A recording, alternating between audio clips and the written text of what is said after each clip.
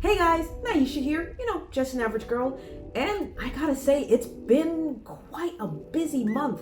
I got the opportunity to go to Food and Wine this year, and I actually got to try this pickled milkshake. It was very weird, but also very good. And it's amazing how they come up with these weird concoctions. And of course, I went to Boys to Men. Although, even though I didn't get the rose,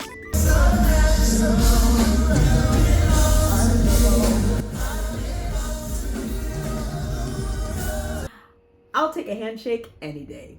Also, I got a chance to do the Halloween events over by SeaWorld, Busch Gardens, and Universal Studios. Turns out the roles have been reversed. Universal is actually the winner this year. And I gotta say, I'm leaning actually more towards Orlando than Hollywood or even Howl-O-Scream in SeaWorld and Busch Gardens. And I think I know why. To this day, I'll never know why people love this damn devil doll. I'm still terrified by that thing. Maybe not so much the one that kills, more so the one that looks so innocent you wouldn't think it will stab you in the back. Hi, I'm Chucky. Wanna play? So unfortunately, I'm not going to be doing any reviews on Howl-O-Scream because, to be honest with you, I wasn't really impressed this year, so we're going to be focusing on Halloween Horror Nights. So whether you're going to Orlando or California, you might be wondering, which house should I go to first? Or which should I save the best for last? Now, I'm going to do something different. Normally, I like to do top 10, favorite things and all that stuff, but instead, why not do a tier list? So I'll be doing a tier list of both California and Orlando. And even though I never went to California, I watched videos online, and some of the houses I was pretty impressed. Others, not so much. In my opinion, I think Orlando did a better job this year. So let's get to the tier list. All right, so as you can see, there you have it. I have made a live tier list on tiermaker.com. You can check it out yourself. I'll leave a link in the description below. And based on my tier list, you can see my little selection right here, starting with S triple plus as scared as hell, A for impressed, B for all right, C for meh, and F for not even a flinch. And then down below, as you can see, I am catering to both Orlando and Hollywood, because as you can see in Orlando, they only had 10 houses. California only had 8. So you'll see, the difference between California and Orlando on account that I have the California flag, because California did 5 houses that were similar to ours and yet slightly different. And just letting you know, there's going to be spoilers on this video. So without further ado, let's go ahead and let's get the you know what? Let's get the ones that I don't like out of the way. For starters, we're going with Darkest Deal as dead last. And the reason why I say dead last is because not only did I not really flinch so much, it was really dull. And when I say dull, I mean it's something that, to me personally, I see a lot. A guy that wants to be famous and all that stuff, and in comes the devil with a contract. He sells his soul, he becomes popular, but of course he did not read the fine print in all contracts. So pretty much the devil owns him. That is why I'm putting Darkest Deal under not even flinch. Now, I could be nice and give it a D, but once again, I'm going to give it a fat F. And that is the Blood Moon Dark Offering. Yeah, I should have paid attention when I saw Blood Moon, because in my mind, I'm thinking, werewolves! It's gonna be a werewolf house, finally! No. Not only was I disappointed, I was not impressed. It's, like I said, not even a flinch. Again, no jumping, just sacrificing people to plants. Okay. All right. So next up is the Yeti Campground Kills. And to be honest with you, I didn't really quite understand the story. other than the fact that these guys, when they went out camping, they didn't realize they were in a nest of Yetis. To me, they look like Sasquatch because, when I think of Yetis, I think of the cold. But where we were at, we were out in the forest. So technically, to me, that should have been like Bigfoot or something like that. So I was really confused. Don't get me wrong. There were parts where I did get scared. The costumes were pretty cool. And there was one part that I did like where it kind of reaches out and grabs from above. So I'm going to put Yeti campground kills under B-. All right. Next up, I'm going to go over to California's houses. It was one of their originals. It is an homage to the Latin American folklores. So unfortunately, I don't really know much about them. Other than that, two of them are based off of an owl creature and a person who is born with this type of curse, and they become these bird-like creatures. And then the third one, because there's like 3 stories to it, and the third one, it's a guy who is cursed for murdering his father. Looking at it online, it was pretty cool. I was really more amazed at the costume designs of the bird creatures because, they really looked amazing. And the animatronic with the nest and all that stuff. At first I thought it was a person, but I think it was an animatronic. Either way, that was some really, really good makeup. And, like I said, the bird creatures, they look pretty cool. Wish I knew about the, Latin American folklore, but those who do probably were actually terrified by this thing. So, but for me, I'm going to go with a meh. Next up, I'm going to go ahead and go with the, once again, still in California, Holidays in Hell. Now, this was brilliantly original on account that, once again, you are pretty much going through the big holidays in hell. So, it's, starting from the New Year's all the way to Christmas. I do have to admit, come the Halloween part, the part with the pumpkin heads, when it comes to those scenes where you're walking into the room and you don't know, you just see people standing. Some of them are mannequins, some of them are scare actors. And the thing is, they are so good at standing still, you don't know who is who until they jump scare you. At first, I was going to give it a meh, but I'm going to be nice and put it up to B, because it was all right. It was an all right house. Next up is, let's go with Evil Dead Rise. I've never watched. I know the main character, Ash Williams, played by the brilliant Bruce Campbell. It's like, if I really knew about the story once again or watched any of the movies, I probably would have enjoyed it a lot more. The atmosphere was definitely scary. I will give props to that. And I could see myself jumping in a couple of scenes. And especially, I was really impressed by the elevator, because it reminded me of The Shining. And I don't know if the ground was actually spilling blood somewhere. I don't know if that was just happened to be there based off of the videos that I was watching. But I was really, really impressed by it. And so I will probably put it towards a B. Now, once again, these are my opinions, people. Because again, if I actually knew about the series, I probably would have bumped it up to an A-. But like I said, it wasn't bad. Let us go ahead and go with Dr. Oddfellow's Twisted Origins. Now, this year's theme for Halloween Horror Nights in Orlando, for those of you who don't know, we have characters. We started out with Jack the Clown, and from there, we just had numerous characters that have developed, and we learned about their backstory and their origins, and how they came to be and how they joined Jack and all that stuff. We actually get to see Dr. Oddfellow. Forgive me, I may botch it up, but he reminds me of Dr. Facilier from the Princess Frog.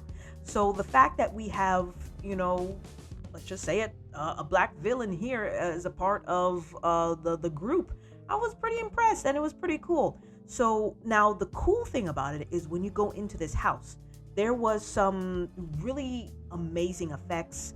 The costumes, were pretty cool because once again, you're going in through a circus and all that stuff, and you get to see Dr. Fellow himself. But there are also a lot of Easter eggs where you get to see Jack. The only one that I did see was where, of course, he gets backstabbed by Dr. Oddfellow, and because I believe he was trying to take his immortality or something like that. For that house, I'm going to give it an A minus because once again, it follows along with the story of our favorite characters from the whole, Halloween Horror Nights. The fact that we're still continuing to, get to know, the villains and all that stuff that play each year is one, brilliant, and definitely the lion in the cage. It was the most gorgeous puppetry that I've ever seen. And yes, I definitely jumped, probably out of excitement, but a little bit of fear, but mostly out of excitement because again, I love the puppetry of the lion. So that, definitely impressed me, as well as just how the environment is decorated in this circle. Dueling dragons. Way back when, we had an amazing roller coaster. The story was these two wizards were fighting, and one grand wizard of some sort just turned them into dragons, and they were forever dueling as fire and ice. Now, and the part about the roller coaster is that they met up at a part, and I mean so close, like you could almost feel like your feet are gonna touch each other. Back then, I don't think there were lockers, and so people's loose items were flying everywhere. Unfortunately, people were getting injured to the point that, not only did they break it down because of that, but they were also making room for Harry Potter. And so Halloween Horror Nights was kind enough to make this into a haunted house. So what I liked about it was not only was the atmosphere was amazing, but what you saw was the evil wizards slowly turning into dragons. And that's what I thought that was cool. And especially towards the end, you actually got to see the dragons, and I mean, they were glorious. The way that the set was designed and stuff was just beautiful. And of course, at the end, you still have to make a choice, just like in the ride. Now, there are 4 endings, both good and both bad, where the good endings, whether you choose the fire or the ice path, you have the Grand Wizard congratulate you on succeeding and passing. Unfortunately, the bad ending, the Grand Wizard gets killed by the 2 demon wizards. I am definitely bumping this up to an A because I was definitely impressed by how they put this together. So now we are down to the 5 big houses that both California and Orlando had to offer for us. But the gimmick is, which one did it better? We are going to go ahead and start with The Exorcist Believers. Now, I've seen the first Exorcist. My sister introduced me to that one. This, I believe, is supposed to be a sequel to it, if I'm not mistaken. From what I've heard, they are bringing back some of the original actors, like Linda Blair, which is pretty cool. And so walking through the house, it was scary. And I don't know if it was the scare actors. I don't know what it was. Because the thing was, they were pretty much identical. But just something about California's, maybe their actors, maybe their environment, maybe the feel of it. It was giving me chills up my spine. And it was just like, they really, really did a bang up job performing, doing The Exorcist for the California house. So the fact that even though The Exorcist in Universal Orlando was good, I'm gonna have to put it in, it's a toss. Because the thing, no, it's all right. It's all right. But as for California, it's definitely an A minus. So California, to me personally, wins this round. Let us go ahead and go with The Unmasked. I'm definitely going to have to give this to California once again on account that they had a story. For us here in Orlando, they just pop up. And don't get me wrong, I had some good jumps, especially the Dr. Jekyll and Mr. Hyde. However, how they represented Dr. Jekyll and Mr. Hyde, I was not impressed because, I mean, Jekyll was right here and Hyde was right there, so the timing was kind of off. For me personally, when it comes to man versus himself, whether it's Bruce Banner and the Incredible Hulk, whether it's Dr. Jekyll and Mr. Hyde, I've always loved those type of stories and the struggles that they have to do to fight their inner demons and monsters and all that stuff. So for California, I was impressed, I was pleased, and they won. As for us, I am going to be nice and give it a B. So winner goes to California. As you know, The Last of Us live action came out based off of the video game. Even though I have the games, I never played it, but it's good. Let's just face it, it's good. And it has my favorite voice actors. It has Troy Baker and it has Ashley Johnson. So the fact that they were given the opportunity to voice their characters again for us to go through the houses, I was thrilled. So for this, I was, to be honest with you, more impressed with our house than California's. I showed my brother both of them so that way he can compare. And when I showed him, Orlando's, he right away, when we walked into the scene, he's like, yep, I know that scene. That scene is from such and such and so and so. And the fact that, Universal Orlando captured that scene goes to show you that they were respecting more the game than anything else than what California did. California, unfortunately, had a lot of mannequins. For us in Orlando, we had more actors than I did see mannequins. And that, and the fact that you got to see, the victims slowly progress into the clickers and the different types of creatures was just, awesome. That's what I loved about it. When we get to see our bloaters, they look like they're coming to get you. And I was excited because, again, I never played the game, but I love the fact that we were actually immersed into the game. And I actually felt like, I'm running for my life against those things. California, unfortunately, I was not impressed. He's just standing there and he's just standing there. Last of Us, Universal Orlando, you won. You won that round for the Last of Us house. I'm going to put it in the S category because it definitely was far superior than California's. I'm going to put California's Last of Us down in impressed because, again, the storylines were different. They had a lot more action. It was totally like two different scenes. All right, so now we are boiling down to our last two. Stranger Things. There was a big difference. Ours, I loved. I loved with a passion on account that it was like watching the show. California didn't do that at all. I'm so glad that Stranger Things house in Universal Orlando did everything like if you're watching the show versus, California's, where the only thing I did like, however, was the part where you're walking in the desert. It made you actually feel like you were in the desert. So, because of that, I'm giving our Stranger Things, because let's face it, it did a phenomenal job. I'm putting it once again on the S tier, and I'm giving California's. I was impressed, but not as much. I mean, I'm even debating to give it an A minus, but I'm gonna be kind. And I will give it an A. Okay.